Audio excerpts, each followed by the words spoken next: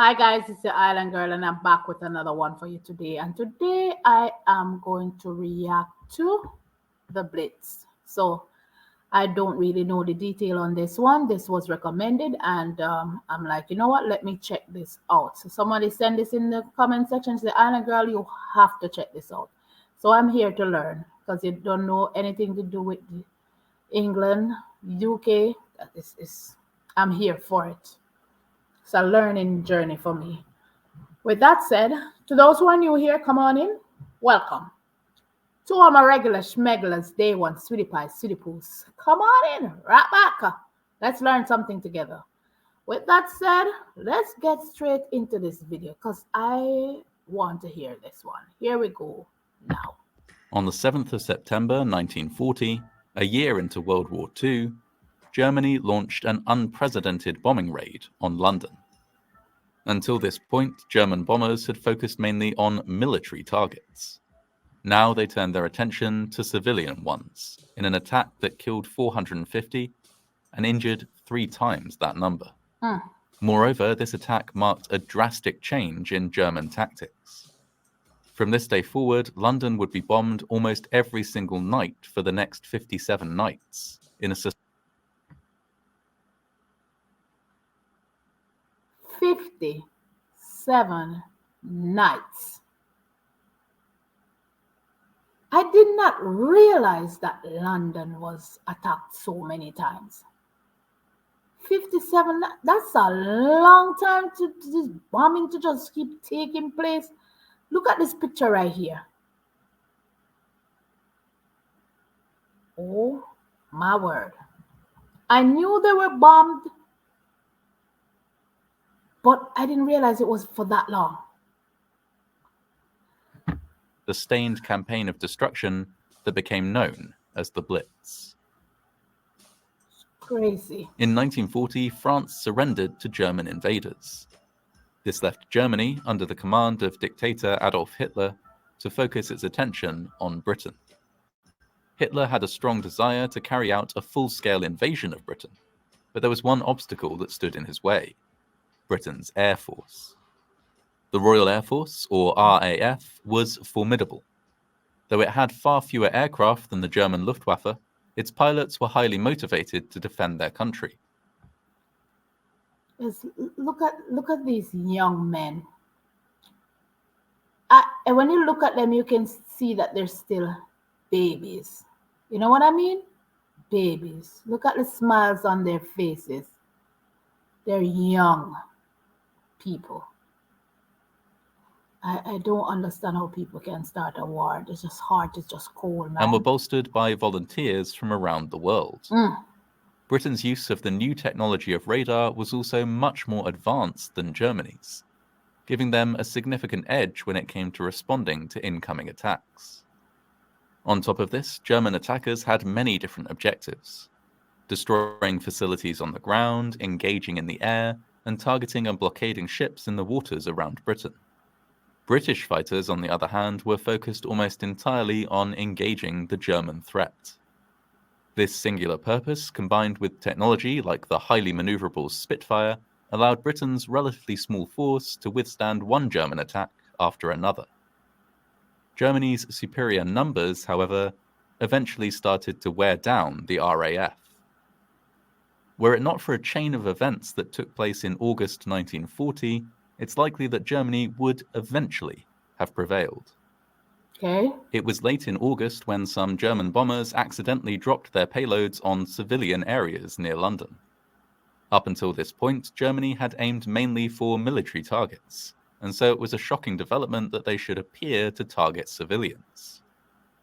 In response, on the 25th of August 1940, Britain bombed Berlin, enraging Hitler to the point that he commanded a change in strategy. German planes would now focus on decimating British cities. So the first bomb that went into the city was accidental by Germany. I did not realize that. So that's when they retaliated and bombed Berlin. So that is what threw Hitler off his game. For the fact that, okay, but what did he expect? The accident? Because they said they normally focus on military sites and ships and so forth. But this time, they accidentally bomb where civilians are. I would have retaliated and do the same thing. You understand? Because, okay, you're coming after the people now. So that's where he got angry and changed his tragedy. Okay. London in particular. The British government had long feared that Germany would launch a campaign against the civilian population. Some preparations had already been made. In 1939, thousands of children had been evacuated from urban areas to the countryside. Okay. Shelters had also been distributed to city dwellers. Anderson shelters were buried in back gardens, while Morrison shelters could be installed inside the home. Blackouts had also been enforced in many urban areas to make it difficult for enemy planes to locate their targets. Beyond these preparations, though, life had continued with some semblance of normality. People went to work as normal, gathered in pubs and cinemas, and went about their daily business in cities that were, for the most part, intact. This all changed on the 7th of September, 1940. Can you imagine with all this going on, there was still some form of normalcy in the areas that weren't being affected? How amazing is that, the resilience of these people? I say, listen, okay, we're going to live life just the same. That's just amazing. You gotta, when you stop to think about it, it's just amazing that they're going about their daily life as if it was a normal day, even with the chaos that's going on around them. Wow. A day that would later become known as Black Saturday. On this day, a massive German raid killed over 450 people and wounded more than 1,500 in London alone. Oh. Shocking and devastating as it was, Black Saturday was just a taste of what was to come. After this date, bombing raids continued almost every night. Population centres such as Liverpool, Bristol, Manchester, Cardiff, Glasgow and Southampton were targeted, but London was subjected to by far the most intense bombing campaign of all. These raids were devastating. Whole streets were obliterated. Churches, schools, cinemas, hospitals and pubs were flattened or consumed by flames. Air raid sirens rang out every night, sometimes multiple times each night. Most citizens were, on a daily basis, exposed to death, destruction, and scenes of absolute horror.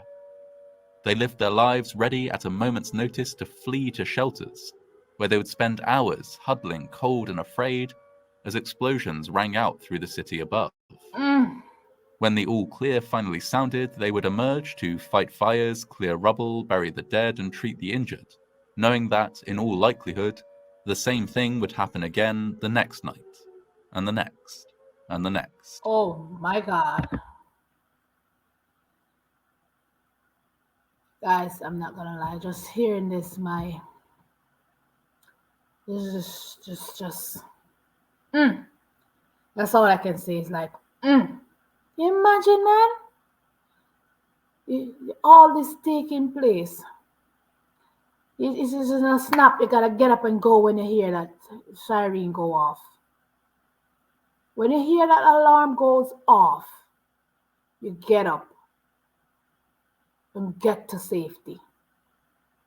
And when all that is done, you get up and you go to see the rebels, bodies in the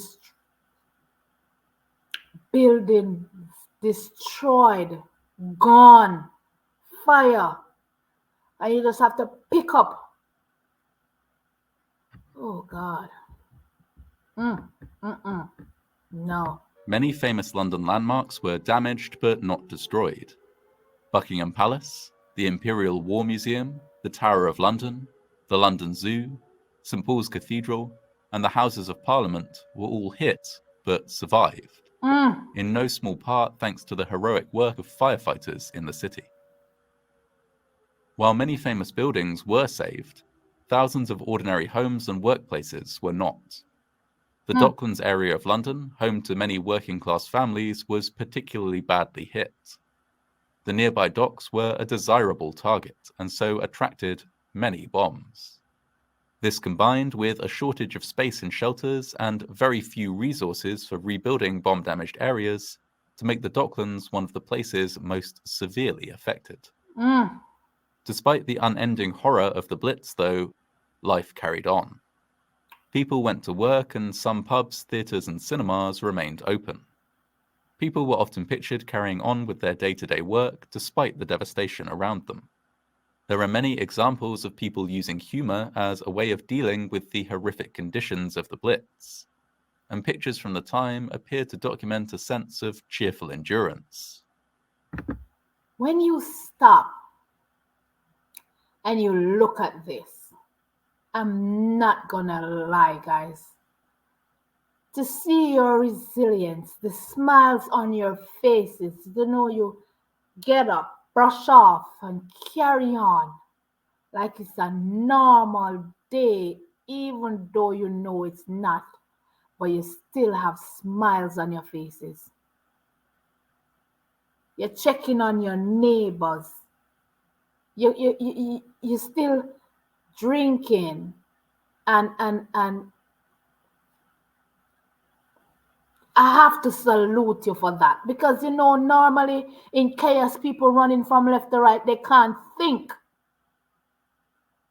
But there's something that somebody said to me the other day, is like, in Britain's, it's like, you guys don't cower down when it comes on. You don't get fear. It's not that you don't have any fear, it's just that you don't let it cramp you.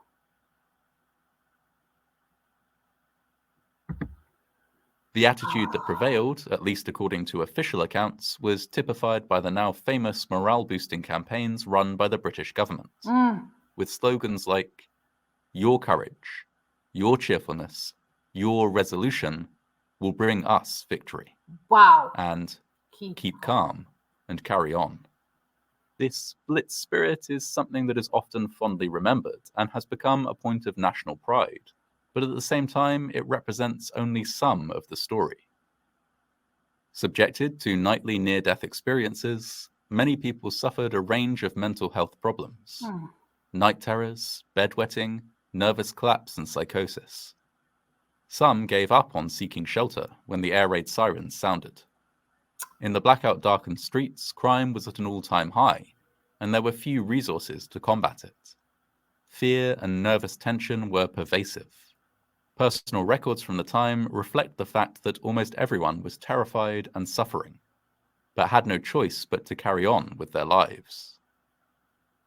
The fact that they did carry on was viewed by the government as evidence of high morale among civilians, and this was used extensively for propaganda purposes. Oh. In fact, the stress and suffering of the British people was made worse due to the government not providing adequate shelters. Anderson shelters were damp and cold and would provide protection only from shrapnel and not from an actual bomb blast. Question here. I understand that the government did not provide enough shelters. Could they have provided enough shelter at that time? So I'm asking you genuinely, could they have provided? When you stop to think about it, could they have provided? Or with everything, I guess they didn't even expect it. So maybe they wouldn't even have shelters in place, but could it have been done in the chaos that was going on? Morrison shelters would protect those inside from collapsing buildings, but not from the fires or thick choking clouds of dust that often followed. Oh, jeez. Some dedicated shelters were built using incorrect materials, resulting in them simply crumbling when hit, providing little or no protection. There was great demand for deep underground shelters, similar to those that the government had constructed for its own personnel. But the government was reluctant to provide these, fearing that if they were available to ordinary people, those ordinary people might retreat underground and never leave, thus hampering the war effort. As a result, Londoners were initially forbidden from using the tube network for shelter. What? Desperate, many Londoners did so anyway by buying tickets and refusing to leave the station during air raids. It was only after an escalating series of protests that the government relented and allowed ordinary people to shelter in tube stations deep below ground. These proved popular and were soon fitted with toilets, beds, medical facilities, and more. These shelters, of course, were not without their hazards. Some years later, in 1943, 173 people died in a crush at Bethnal Green underground station, the worst single loss of civilian life during World War II to take place in the UK. As shelters were developed and people adapted to the hellish uncertainty of life under Blitz conditions, the bombing raids continued up and down the country. London was hammered night after night, while attacks on other cities were more sporadic but were devastating when they came. On the 14th of November 1940, the city of Coventry was devastated by a particularly prolonged raid, which flattened 4,300 homes. The destruction was so comprehensive that some German leaders would thereafter use the word Coventriet or Coventried as a byword for total destruction. In May of 1941, after an unimaginable period of near-daily raids, the Blitz came to an end, called off by Hitler himself. He now wished to send his forces east to fight the Soviet Union, and could not spare the air power needed to continue the relentless attack. Okay. Unbeknownst to him, however, the Blitz that he had overseen had already changed the course of the war, though not in the way he had hoped. Hitler's shift in focus from hitting military targets to hitting population centers had allowed the Royal Air Force a chance to recover, rebuild, and reinforce. Got it. Had the Luftwaffe continued to strike military targets, Britain's forces would have been decimated. As it was, they now stood a fighting chance against the German war machine. The people of London, Liverpool, Manchester, and other British cities who survived the Blitz survived a living nightmare, sometimes with very little protection or support. Their suffering, at least, was not for nothing.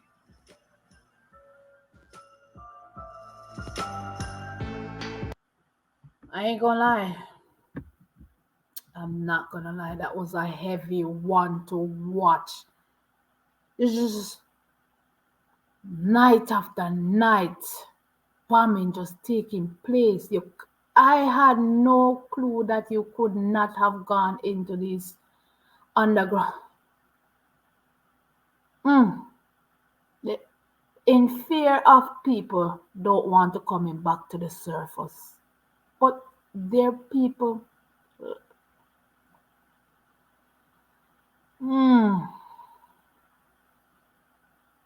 War.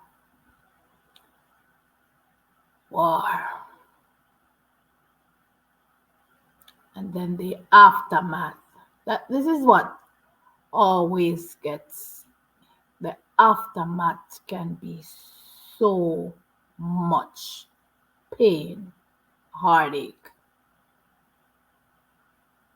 And so many people are not the same. PTSD.